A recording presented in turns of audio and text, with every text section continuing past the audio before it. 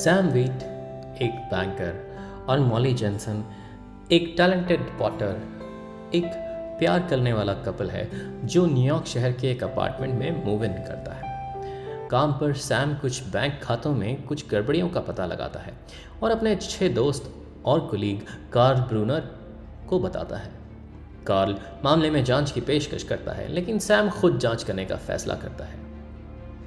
एक शाम सैम और मॉली पर एक लुटेरा अटैक करता है और लड़ाई में एक बंदूक की गोली से सैम को मार देता है। सैम अपने हत्यारे का पीछा करता है, लेकिन वो भाग जाता है। जब सैम वापस आता है तो वो मॉली को परेशान अपने मरे हुए शरीर के सामने रोता हुआ पाता है। एक सफ़ेद रोशनी दिखाई देती है जो सैम को स्वर्ग की ओर ले जाती है, लेकिन वो जाने से इनकार कर देता है।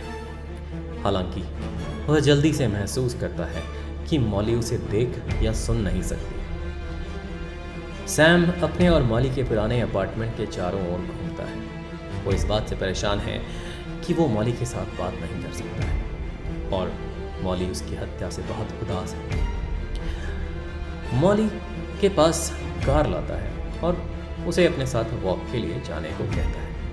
जब वह चली जाती है तो वही लुटेरा एक बार फिर वापस उनके अपार्टमेंट में आता है। जब मॉली अचानक वापस आ जाती है तो सैम अपनी बिल्ली को डरा कर उस लुटेरे पर हमला करने के लिए बोलता है, जिसकी वजह से वो उसी वक्त भाग जाता है।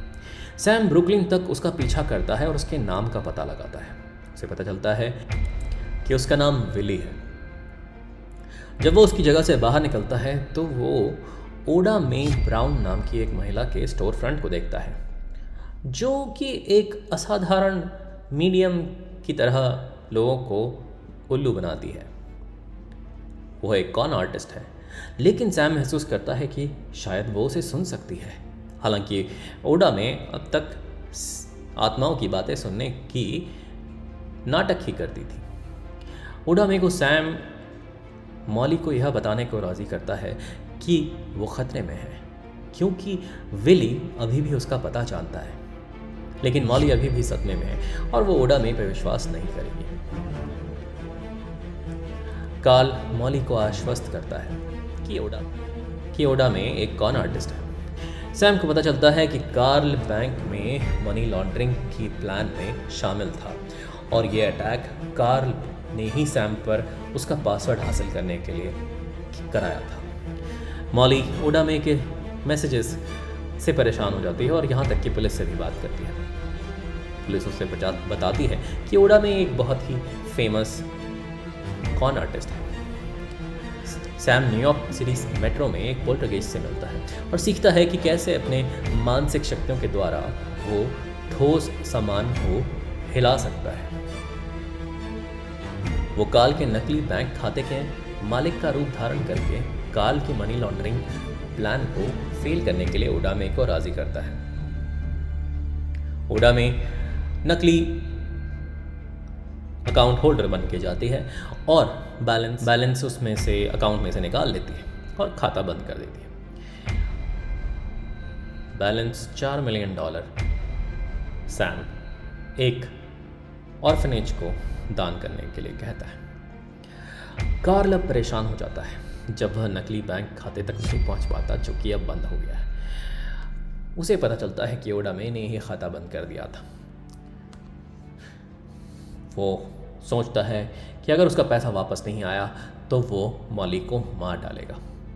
सैम ओडा मे के अपार्टमेंट में विली को पकड़ता है और उस पर अटैक करता है। उसे डराता है।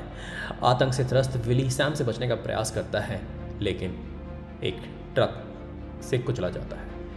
विली का भूत उठता है तो काले साए प्रकट होते हैं और उसे नर्क की ओर खींच लेते हैं। बाद में सैम और ओडा कार्ल के बारे में चेतावनी देने के लिए मॉली के अपार्टमेंट में जाते हैं, लेकिन मॉली उन्हें अंदर आने से मना कर देती है क्योंकि वह दुख से टूट गई है। उसे कोई विश्वास नहीं है इस बात पे। सैम अपार्टमेंट में घुस जाता है और ओडामे को सामने वाले दरवाजे के नीचे से एक सिक्का धकेलने के लिए कहता है, जिसे सैम मॉली के सामने हवा में उठाता है।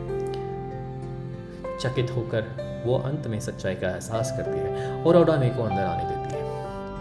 कार्ल के बारे में पुलिस को कॉल करने के बाद ओडामे सैम को अपने शरीर में प्रवेश करने की अनुमति दे देती है, जिससे उसे और मॉली को एक अंतिम बार एक लास्ट डांस करने का मौका मिलता है। कार्ल आता है।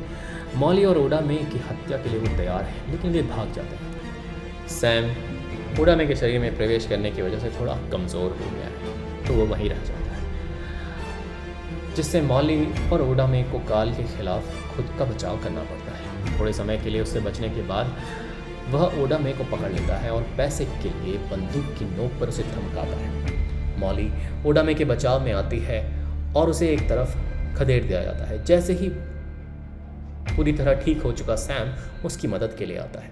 अंत में कार्ल पास की खिड़की से भागने का प्रयास करता है, लेकिन सैम की दिशा में एक मचान हुक फेंकने से पहले नहीं, हुक वापस झूलता है और खिड़की के ऊपरी हिस्से में कांच को आंशिक रूप से चकनाचूर कर देता है, जो कार्ल पर गिरता है। कार्ल अपने विस्मय और सैम के दुख के लिए खुद एक भूत बन जाता है। सैम तब मौन में देखता है, क्योंकि वो छाया वाले राक्षस काले साए फिर आते हैं और एक चिल्लाते हुए कार्ल को अंधेरे में खींच ले जाते हैं। जैसे ही सैम ओडामे और मॉली के पास जाता है और पूछता है कि क्या वे ठीक हैं, मॉली को अचानक पता चलता है कि वह उसे सुन सकती है। जैसे ही एक स्वर्गीय प्रकाश कमरे में भरने लगता है, सैम मॉली और ओडामे दोनों को पूरी तरह से दिखाई देने लगता है।